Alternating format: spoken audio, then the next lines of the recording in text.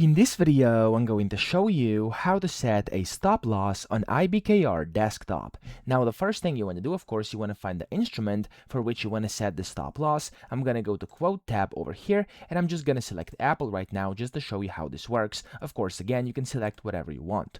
Here on the right, you have to create the order, so I'm going to create a buy order right now.